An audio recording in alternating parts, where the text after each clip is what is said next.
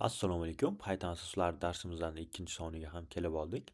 Demak, bugungi ko'rib o'tadigan mavzumiz o'zgaruvchilar va ma'lumot kiritish to'g'risida bo'ladi. Demak, darsimiz quyidagi rejalardan tashkil topgan. Bu o'zgaruvchilar haqida tushunchaga ega bo'lib olamiz. Foydalanuvchilardan qanday qilib ma'lumot olish kerakligini bilib olamiz hamda kommentariyalar to'g'risida gaplashib o'tamiz. Demak, keling, endi darsimizni boshlasak. Birinchi reja bu o'zgaruvchilar haqida tushuncha bo'lib o'tadi. Ya'ni, birinchi o'rinda biza o'zgaruvchi nima degan savolga o'zi javob berib olishimiz kerak hisoblanadi. Demak, o'zgaruvchi bu kompyuter xotirasidagi ma'lum bir qiymatni, ya'ni son, matn yoki boshqa turdagi ma'lumot turlarini saqlash uchun ajratilgan nomlangan joy hisoblanadi. Misol uchun, oddiyroq qilib aytganda, uni ichiga biror narsa solib qo'yamiz va ustiga nomi yozilgan quti deb tasavvur qilish mumkin. Keling, buni kodda tushuntiraman. Demak, birinchi o'rinda Visual Studioga kirib olamiz. Hamda mana dars 02 degan papkaga kirib olganman. Unda demak o'zimizni har doimgidek faylimizni yaratib olishimiz kerak bo'ladi. Biza avvalgi darsda print metodini o'tgandik. Demak, bu ikkinchi dars deb turaylik. Hamda bitta ishga tushirib ko'radigan bo'lsak, mana bu ikkinchi dars deb chiqdi. Bu qisqacha takrorlash bo'ldi. Bizda endi o'zgaruvchi degan narsa bu, misol uchun ism deymiz hamda ismga tinglaymiz. Misol uchun sizning your name deb turaylik hozircha. Ali Vali shunaqa qo'yib tursak bo'ladi. Hamda buni qayta ishga tushirib ko'ramiz. Demak, Python main.py deb ishga tushiradigan bo'lsak, yana bu ikkinchi dars deb chiqyapti. Nimaga? Bizada chunki buni hali print metodiga qo'llaganimiz yo'q. Bizadagi mana bu ism o'zgaruvchi ism hisoblanadi. Bizadagi ma'lumot esa your name degani ma'lumot hisoblanadi. Demak, o'zgaruvchini qanday qilib ekranga chiqarish mumkin degan savolga javob. Bu shunchaki print metodini ostiga, demak, o'zgaruvchi nomini yozishimiz kerak bo'ladi mana. Bu ikkinchi dars hamda your name deb chiqdi. Demak, qisqacha o'zgaruvchi haqida bilib oldik. Endi o'zgaruvchini nomlashning qoidalari mavjud. Ya'ni harf yoki pastki chiziqdan boshlanishi shart. Raqam bilan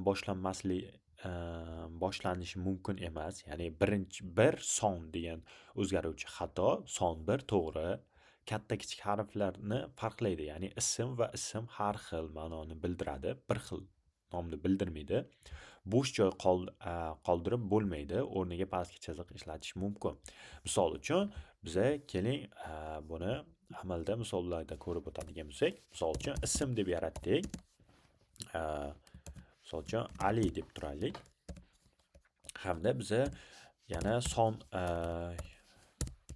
yosh 1 deb yaratsak bo'ladi. Yosh 1 deymiz, 20 qo'yamiz. Lekin bizada 1 yosh deb yozib 20 qo'yadigan bo'lsak, bu error beradi, ya'ni qizilcha bo'lib turibdi. Chunki o'zgaruvchi nomi hech qachon sondan boshlanmasligi kerak degan qoida mavjud. Hamda biza yana demak, quyidagicha nomlashimiz mumkin. First name, ya'ni birinchi ism deb turib,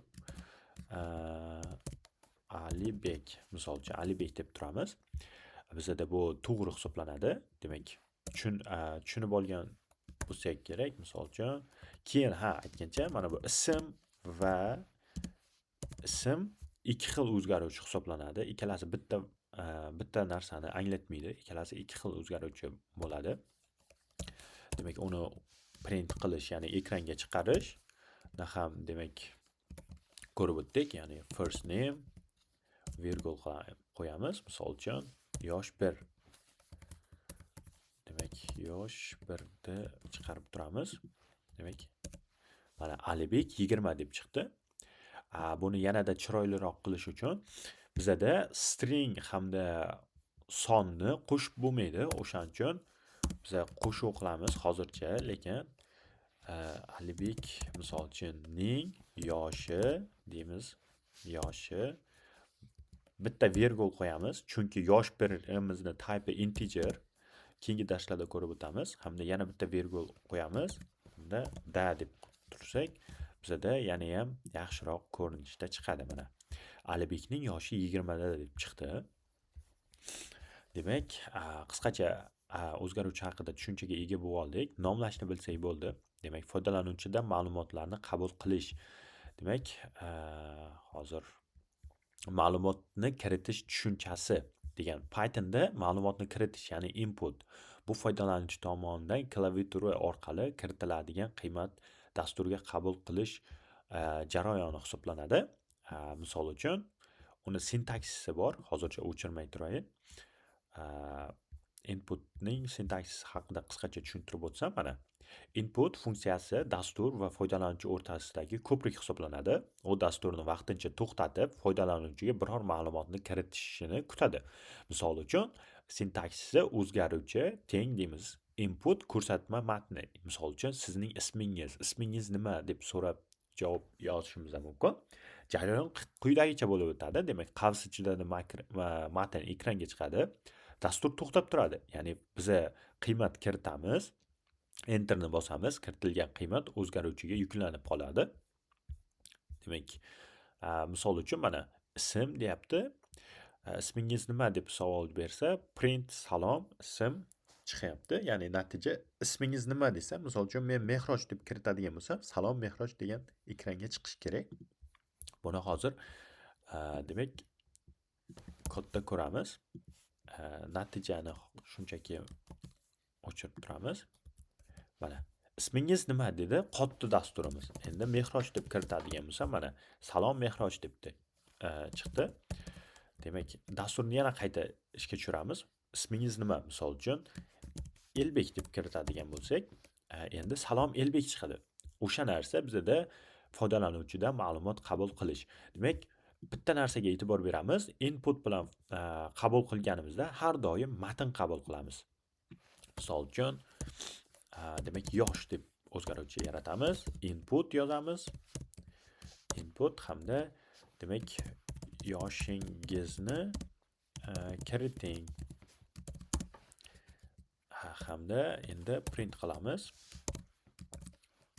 Sizning yoshingiz deymiz. Hamda yosh da deb qo'ysak, bizda yaxshi ishlash kerak. Mana yoshingizni kiriting deyapti. 34 kiritadigan bo'lsak, sizning yoshingiz 34 da. Xuddi shunday. Yana yoshingizni kiriting 21 desak, sizning yoshingiz 21 da deb chiqdi. Demak, quyidagicha bo'ladi. Input funksiyasini, demak, data typelari bilan turli xil usullarda qo'llashimiz mumkin. Ya'ni keyingi darsda o'tamiz. Xuddi shunchaki agar int tipida o deydigan bo'lsak, bizda demak bu son kiritmasak xato beradi. Misol uchun mana demak, yoshingizni kiriting ds deb kiritadigan bo'lsa, mana o'zi error berdi. Value error, ya'ni invalid literally for int with the base on. Demak, bizda integerga bizlar string bermoqchi bo'lyapmiz. O'shanda xato beryapti. Demak, keyingi darsda o'tamiz. Buni 23 bersak yana error beradi. Bunga sabab biza mana bu yerda plus ishlatganmiz. Plus demak string bilan son bilan stringni qo'shib bo'lmaydi. Shunchaki buni virgulga o'zgartiradigan bo'lsak, demak bizda xatolik yo'qoladi. Mana misol uchun ishlatadigan bo'lsak, mana endi 23 kirsak, sizning yoshingiz 23 da. Yana xuddi shunday 21, sizning yoshingiz 21 da. Demak, dasturimiz yaxshi ishlamoqda. Endi qisqacha input funksiyasi haqida ham gaplashib oldik. Endi sharhlar, ya'ni kommentariyalar bo'limiga o'tadigan bo'lsak, Pythonda komment, ya'ni sharh bu kodning tushuntirish qismi hisoblanadi. Ya'ni u dastur ishlaganda bajarilmaydi. Sharhlar kodni o'zingiz yoki boshqalar tushunishi uchun yoziladi. Misol uchun, bu foydalanuvchi ismini so'raydigan qator deb tepada pastdagi qatorimizga tushuncha berib ketishimiz mumkin. Ism, input ismingizni kiriting. Qator oxirida ham yozish mumkin deb o'tilyapti. Demak, bizda bu bir qatorli sharh hisoblanyapti, ya'ni bir qatorda yozilyapti. Misol uchun mana bu bir qatorlik sharh, ya'ni bu qismni kodimiz shunchaki o'qishni a, rad etib o'tib ketadi desak mubolag'a bo'lmaydi. Misol uchun mana har doimgidek ishlayapti, hech qanaqa o'zgarish bo'lgani yo'q. Demak, endi ko'p qatorlik sharhda, ya'ni kommentariyada mana bunaqa bo'ladi. Bu ko'p qatorlik komment. Yana saqlanib qilamiz, ishga tushiramiz. Demak, mana yana xuddi shunday ishlayapti. Demak, kommentariyada kodimiz o'qilmaydigan qismi hisoblanadi. Shunchaki tushuntirish uchun yoki kommentariyalar quyidagilar uchun demak nima uchun kerak degan savolga javob beramiz. Ikki xil maqsadda ishlatiladi. Odatda, demak, kodni tushuntirish uchun, ya'ni keyinchalik kodga qaytganimizda nima qilganimizni eslatib turish uchun hamda vaqtinchalik o'chirish uchun. Misol uchun, bizani kodimiz hozircha mana shu funksiyasini biza hozir mana print shunchaki endi yoshni chiqarib turaylik. Yoshni chiqarib turamiz hamda mana bu qismda keling, mana shuni ishlatib ko'ramiz. Birinchi 21 deymiz. Mana sizning yoshingiz 21 da 21 chiqdi, to'g'rimi? Demak, bizada shunchaki mana shu qatorni ko'rinmaydigan qilmoqchi bo'lsak, bitta oldiga panjara qo'yib saqlanib qilib turib qayta ishga tushiradigan bo'lsak, mana 21 yozsak 21 ni o'zi chiqyapti. Ya'ni sizning yoshingiz 21 da degan savolimiz, javobimiz chiqmayapti. Ushbu narsa kommentariyani vazifasi hisoblanadi. Demak, qisqacha bugungi darsimiz shundan iborat edi. Keyingi darslarda ko'rishguncha xayr deb qolamiz.